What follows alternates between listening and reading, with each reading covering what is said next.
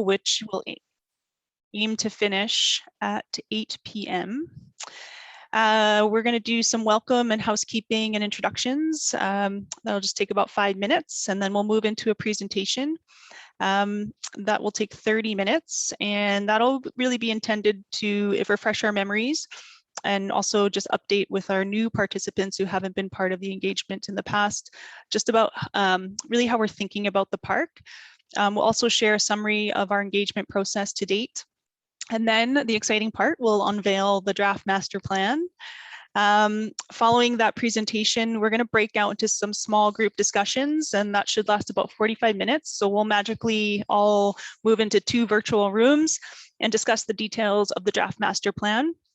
And then we'll all come back together, reunite in one room and report back on what was discussed, and then conclude our meeting with some next steps.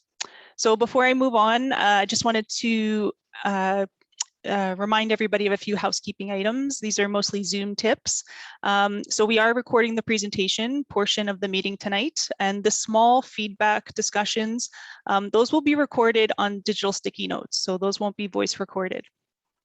Please do feel free to keep your camera off during the presentation portion of this open house, but do remember to keep your video on through the small group discussions. That part will be really highly interactive, and keeping your cameras on does help us feel like we're together in a room. If you experience any screen freeze through the presentation or small groups, do try turning off your camera. This helps resolve the issue sometimes. And just a reminder to please stay on mute through the presentation. We'll move into small discussions and then ask everybody to unmute.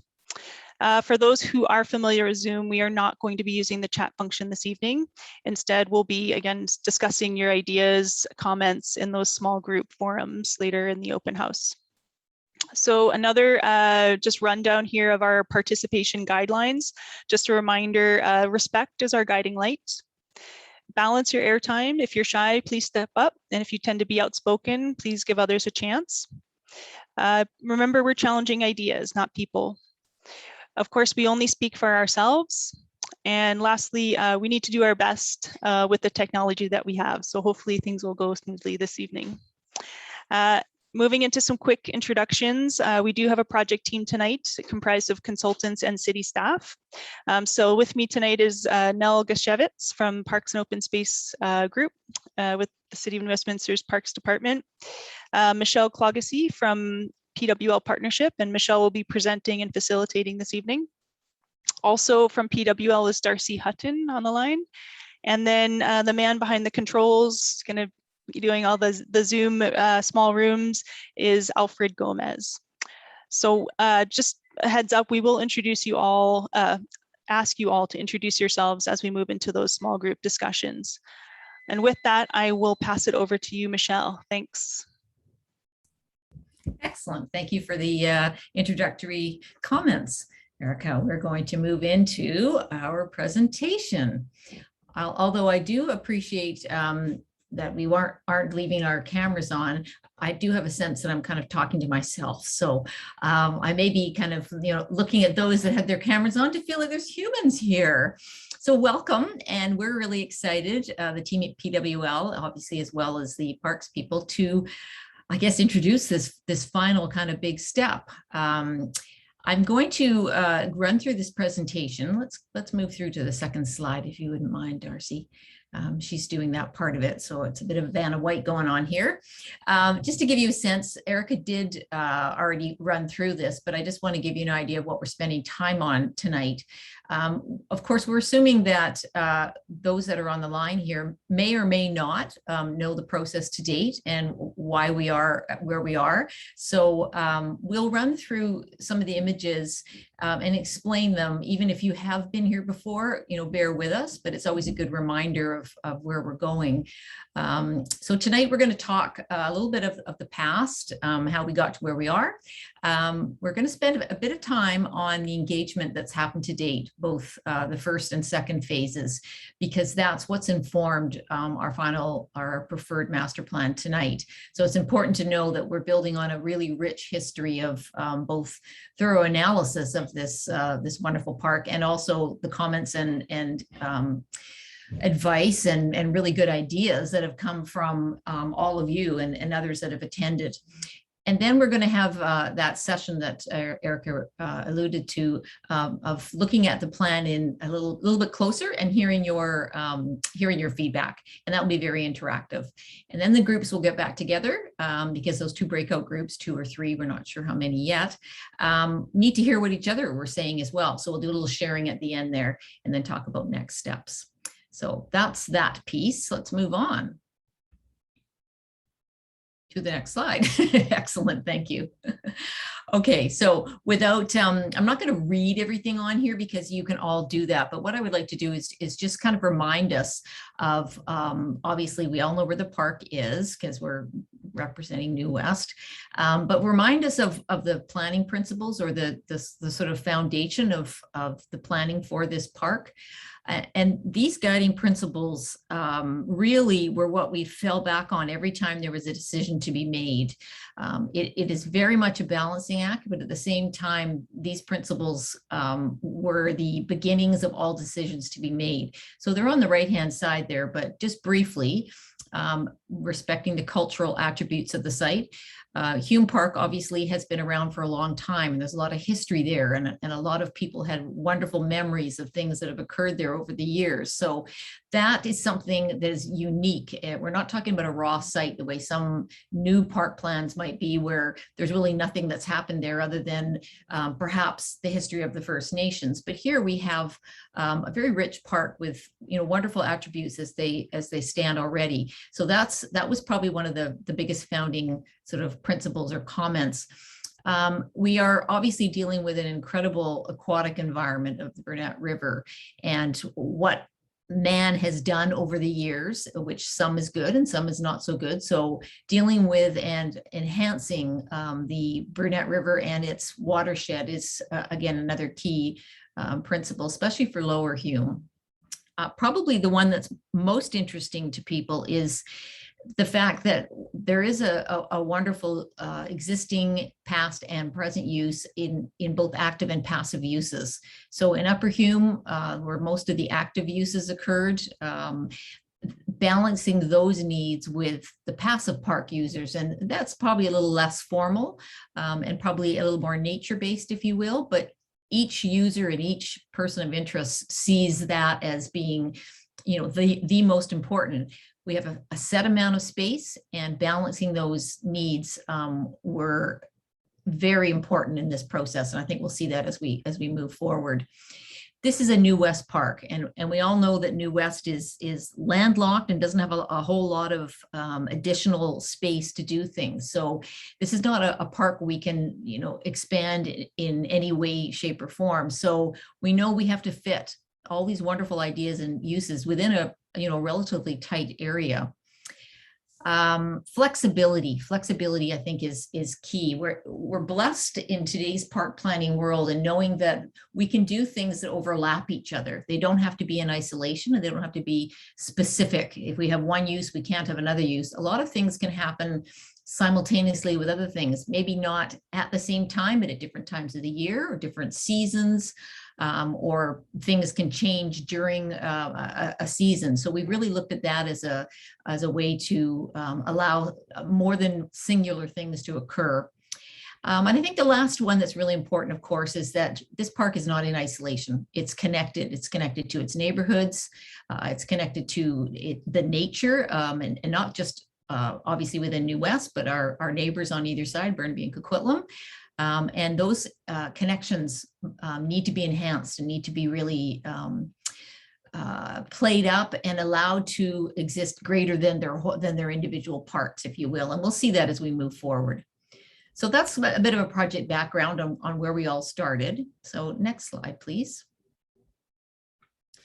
A reminder, what is a master plan? Because I think sometimes we all get kind of either we zero in on our own individual needs. I'm a person that likes the water play area, and that's all I'm interested in. A master plan is very much a guiding document. It's an overriding, an overarching plan that allows for improvements over time. They may be short-term, medium, longer term, but that plan sets the stage for the next foreseeable future. It might be 10, 15, 20 years, especially when we look at some of the new communities coming online adjacent to it. So it doesn't solve absolutely everything down to the minute detail, but it's a framework plan. And I think that's really important to know, that we've gone through a process to allow things to unfold in the future as budgets allow, and as communities change and neighborhoods evolve, et cetera. So we keep that in mind as we move forward, that the master plan document is what we're shooting for here. It's easy to get hung up on little details, but that will come in the future. When this plan takes effect and is approved by council eventually, then the actual kind of detailed planning may occur for individual parts as we move forward. Next, please. Oh, look at that. Isn't that exciting? Look at that time frame. As Erica said, this has been a long process. We started certainly back with the inventory analysis pre-COVID, and then we had a little break. But you can see along here, and I certainly won't highlight all of them, but you can see along here that we have had a lot of engagement with various folks, both at the community level and at task force level, neighborhood association level, individual groups, individual sporting associations, that sort of thing.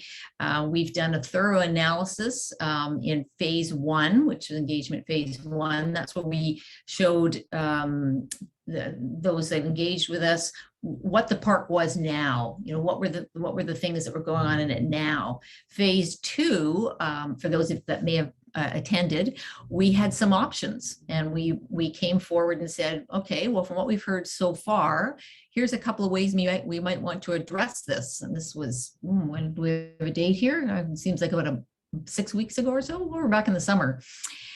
We had great feedback on that, wonderful ideas, and we said, okay, let's take our principles and see how we can meet the needs that came out of, and the ideas and such that came out of phase 2. Here we are, phase 3. We have applied all those ideas to our principles and said, what can we do? What do we have out of this? We're really excited to show you tonight what came out of this, and our big question to everybody tonight is, have we met those goals? And I want you to think about that as we move into kind of explaining what the master plan has, because it isn't a quick fix. Everything has to be looked at from the standpoint of those guiding principles. So where there's a little bit of push here, there might be a little pull there, but again, it's back to that balance idea. So we're nearing the end of this process, as you can see by the triangle. We're at the open house, and following that will be a report that also gets developed outlining the process and all the components and the preferred solution with all the segments that we've had to date, and it goes to council. So there's still some ways to go on that, but you can see we have had quite an invested time in this process. Let's move forward from this one. There we go. Okay, boy, have we heard from you. So what I'd like to do is, Darcy is going to talk the next couple of slides regarding the open houses and the results from the survey. And all of you know that it's been online, and we've had lots of opportunity for your feedback, and we've heard lots. It's been wonderful. So Darcy, would you like to walk them through the feedback that we've received to date? Yeah, and so I suppose most pertinently, what came out of engagement phase 1 was establishing this actually very outstanding broad community support for the guiding principles that Michelle has already outlined. So meeting the needs of the Sapperton neighborhood with a park that is accessible, supports diverse users and abilities, and serves as the heart of the community, protecting and enhancing the natural systems and biodiversity in Hume Park, ensuring a park that is flexible, that can be used efficiently and adapt to changing needs, and maintaining and enhancing green connections that become places in themselves. And so, as you can see from this graphic, there was just this really broad community support for these principles. And moving forward in engagement phase 2, these principles served as the yardstick, the metric against which the proposed site approaches were assessed by the community. And this continues to be our yardstick. So tonight we'll show you our proposed master plan and ask that you keep these principles in mind as a way of sort of like framing your feedback to it. And so just briefly, the site approaches that we asked the community to choose from for Upper Hume Park, it was between flexible recreation and regulation-sized sports fields. The major difference between these two site approaches was that flexible recreation prioritized sort of passive recreation, informal use of space, maximizing lawn and paved surface areas, paved surfaces, for uses such as picnicking or frisbee, that sort of thing, maximizing the flexibility of the space. Regulation-sized sports fields prioritized having regulation-sized sports facilities, and that would have included soccer fields and baseball diamonds and tennis courts and lacrosse box, and making sure that those facilities were given the space they need. In Lower Hume Park in the Bluffs, the choice was between expanded ecology and expanded open space. And again, expanded open space really prioritized that informal use, consolidating lawn areas, removing the baseball diamond, and just providing a lot of space for people to enjoy the park informally with the picnicking and frisbee on that lawn space. And expanded ecology devoted more space and resources to more of a restoration approach, the creation of habitat, and providing more sort of high quality direct contact with nature and interpretive elements. So for Upper Hume in phase 2, it was found that regulation-sized sports fields was the preferred approach, and also that it best met the guiding principles. And we will elaborate on what that actually looks like a little bit further on. In Lower Hume, it was found that respondents preferred expanded ecology and felt that this approach best met the guiding principles. And so in a little bit more granular detail, besides the preferred site approaches that we received from the community, we also were able to compile 5 priorities or sort of themes that emerged about what people really value about Hume Park and what they envision it in the future to be like. And so, you know, right up there was, we really value the structured program and the regulation-sized sports facilities, and that these facilities should not only be retained, but they should be improved and invested in. And so there is a list of these facilities that will be retained as well as upgraded in the years to come. Number 2 would be to provide that flexible multi-use space. And so, as Michelle was mentioning before, you know, not providing sort of single-use amenities, but spaces that can be used for more than one program, such as the multi-use sports court that can accommodate a number of different sports and activities. Accessibility was a big concern, not only within Hume Park, particularly in the bluffs between Upper and Lower Hume, but also sort of the visibility and legibility of wayfinding and park entrances. And so in the master plan, we will be detailing, you know, improvements in that area of accessibility, as well as just the experience of navigation through the park. Number 4 was that the park's ecology is quite highly valued and should be enhanced and restored. And so there's a number of restoration type initiatives that will be moving forward in the master plan. And that does include providing sort of more structured trails and boardwalks and bridges so that people are able to have that close contact with nature while sort of mitigating the impact of heavy use. And then finally, that ecology is very valued as an experience, and that having this sort of reservoir of nature in the city should be expanded, and people should be able to have closer contact with that nature. And so, you know, more sort of interactive opportunities like the inclusive and accessible bridges and viewpoints and trails, outdoor classroom and gathering areas, and then activities related to stewardship and interpretive installations.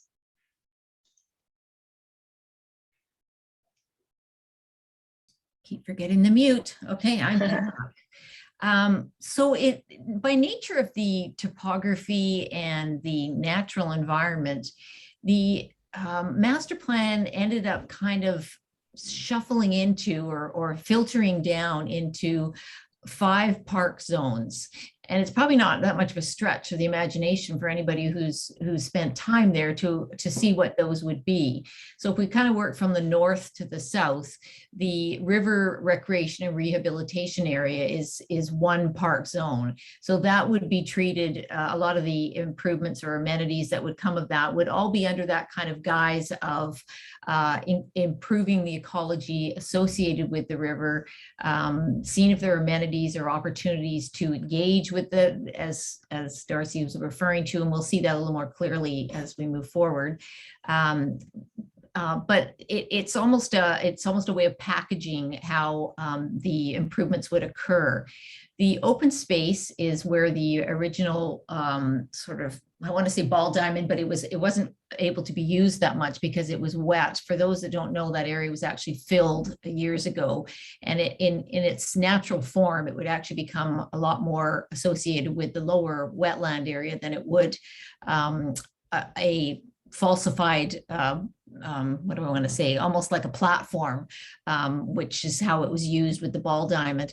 So that now becomes open space, flex space. The edges wouldn't be as distinct sort of as we see. Part of it would be sort of associated more with the Brunette River wetland, and part of it would be its own flexible picnicking, informal kind of use.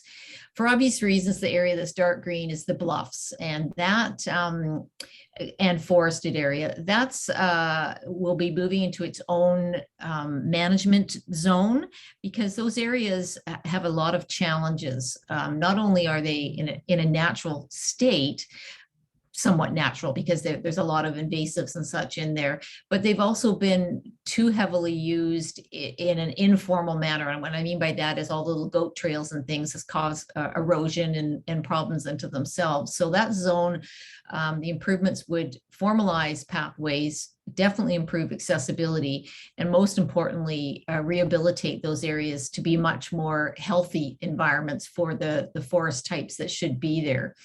So that's the dark green area. And as you notice on the east side, it moves into the area north of Sapperton Green as well. Because again, this is not in isolation. You know, you think about a bird flying from A to B. They don't say, oh, here's the boundary to the park, I'm going to stick on this side versus that side. We're very much part of a system. So we've really taken those edges into account. And while we're only planning within the boundary of the park, we have to recognize that these are connections to greater, much larger systems, natural systems. So that's the green area. The purpley area is what we're calling the active recreation zone. And so again, that's where more formalized play or more organized play would occur. More of the structured amenities will be there. And then the final smaller zone is equally as important for those that will look after this park, is the maintenance zones. And those areas are where all the kind of behind the scenes things happen, where maybe leaves are stored and then go to be mulched and used for other areas in the park, lawn mowing equipment, that sort of thing. But they're important because if we don't take into account those things, then they just happen wherever. And that's not, you know, that's obviously not the idea. The last piece I forgot to mention is the famous Toboggan Hill. Again, that's open space. In the non-winter or non-snowy times, it's informal play. It's a sloped area, as you know. During the winter, it's the beloved Toboggan Hill. So again, we go back to that cultural value. It's something people really relate to, and it's something they wanted to see, and we have retained it with other amenities that are in there now, such as the memorial garden. But this just shows you an overview how the park will be managed moving forward, thinking about always thinking about where something falls within these 5 park zones. So the next slide is going to, it's like unwrapping a present.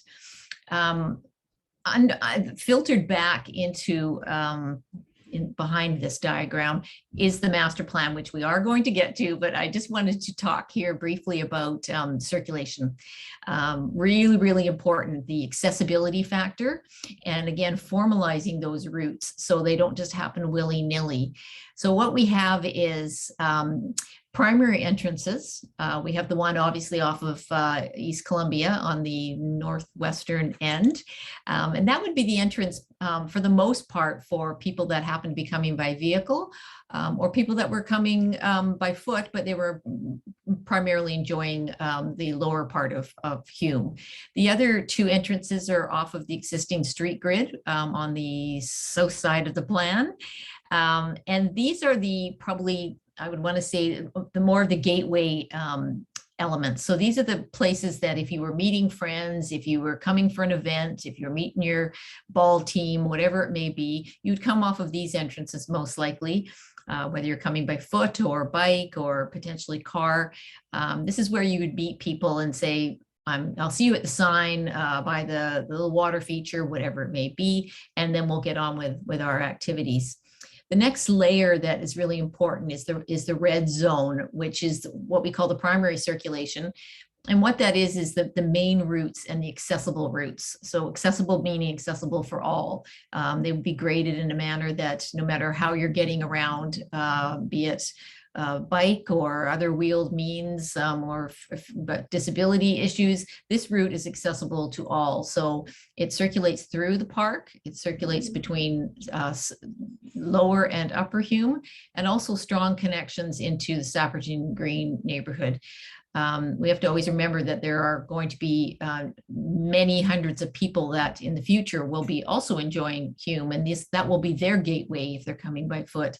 So we've allocated, called those strong gateways. And at each of these locations would also have wayfinding.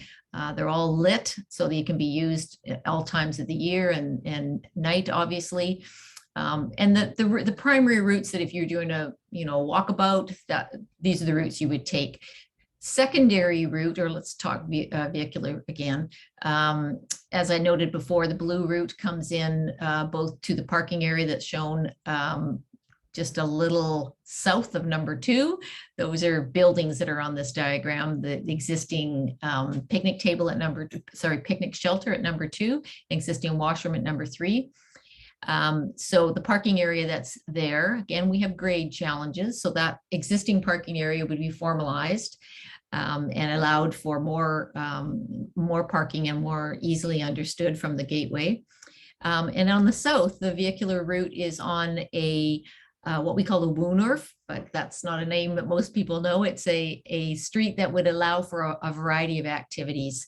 So it is a slow street.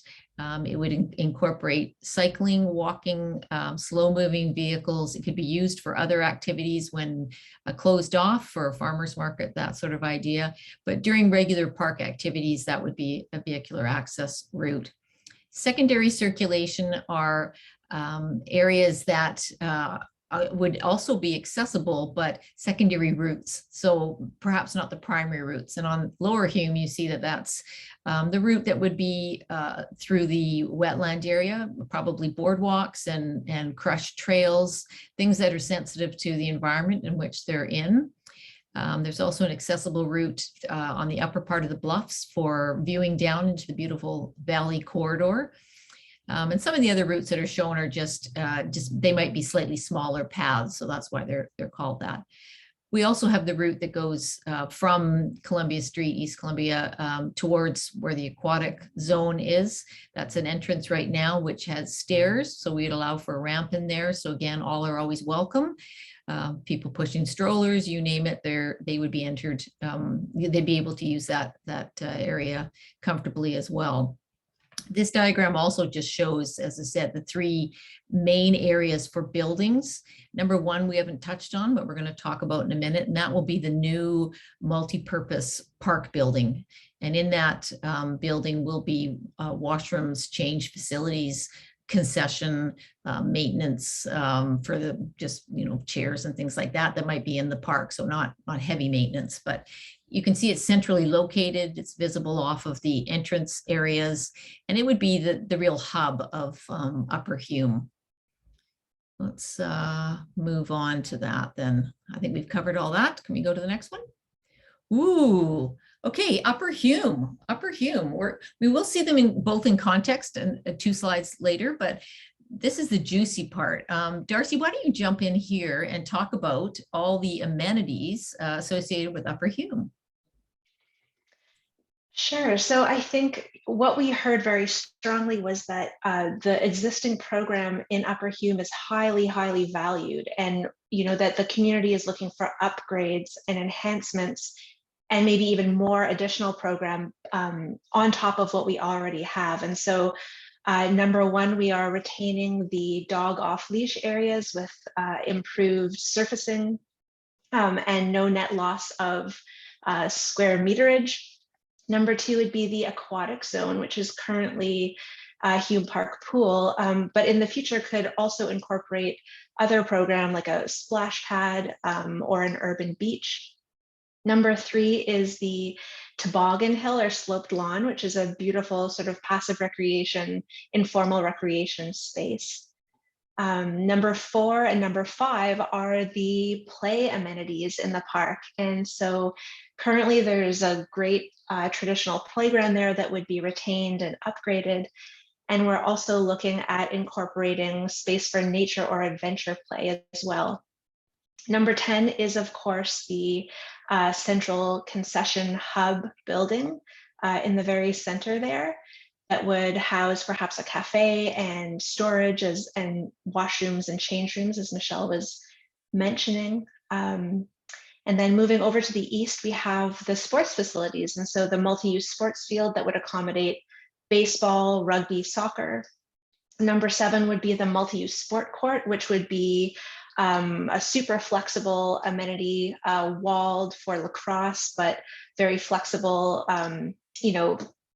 Possibilities include, movable walls and multiple sports and activities to be played there, along with terrace seating for viewing as well. And then number 9 would be tennis and pickleball court. Again, a flexible use of a regulation size sport court.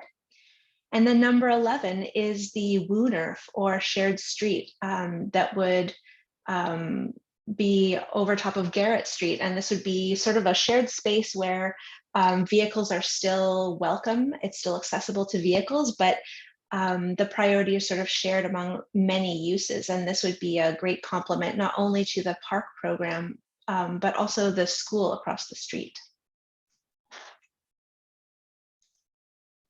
And then in Lower Hume, even looking at the slide, it feels quieter and more reflective. In Lower Hume, the emphasis would be on ecology and sort of more informal uses and enjoying the ecology of Hume Park.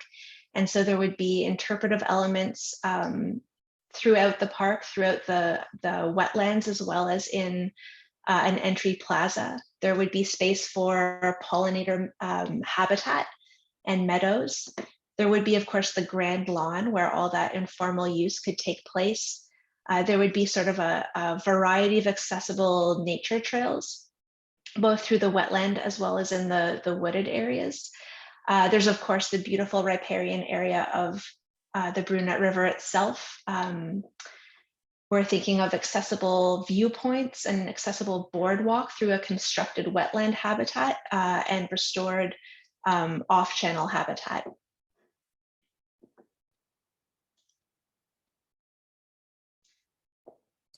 So this is a lot to take in, and I'm sure if you weren't muted, you'd all be going, wow, whoo, look at all this.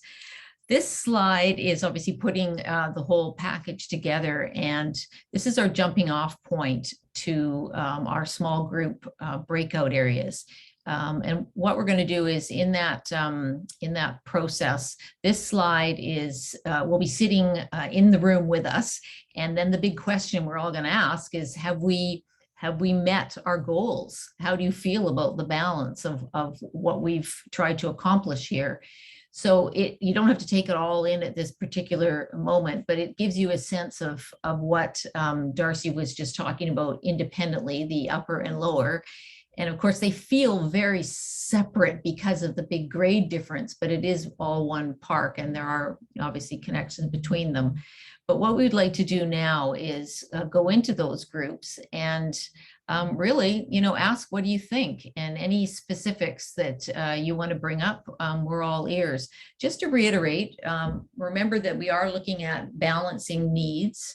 We have not lost any space for things that people felt strongly about. I just want to reiterate that, such as the multi-use court is actually about 1.5 times bigger, and it does allow for a variety of things to occur. Clearly, we can't be playing lacrosse and basketball on top of each other, but you can kind of see when we look in at tighter at the lines there that you can have different things happening at the same time. The number 23 again is a similar size. The previous arrangement had 2 ball diamonds, but they could never be played at the same time because the outfields were overlapping each other. The dog off-leash area is the same size, as slightly bigger in actual fact, and allows for both the dogs that are comfortable with other dogs and what we call the shy dog area for perhaps dogs that would prefer to be separate or smaller dogs. So it's pulled away from the bluff where it currently is, and it's accommodated a little more in a central location. But there is no, as I say, there's no net loss to any of those things. And it's important to remember that when we look at this and talk, because those are things that we worked very hard. These are like puzzle pieces, getting each use to fit with the other ones, given, as you can imagine, that some things don't work well together and other things work really well together. So hence the reason for the central concession and park building is located almost like a hub on a wheel, where the other activities spin around it, so that one can be kind of in the center and not too far away from all the kids' activities for the active court sports and the aquatic zone, etc. So that was the kind of rationale behind the location of things, keeping in mind again that there were a lot of things to accommodate in a restricted area. So if both Eric and Nell don't have anything further they'd like to bring up before we move into the rooms, I think we're getting fairly close to time to do that. Absolutely. Thanks, Michelle. Thanks, Darcy, for the presentation. I did want to just one correction. The park-like kind of shared street was referenced on Garrett Street, but it's actually along Hume Lane, so running east-west as it interfaces with the park. Just wanted to clarify. But let's roll. Let's get into our little rooms.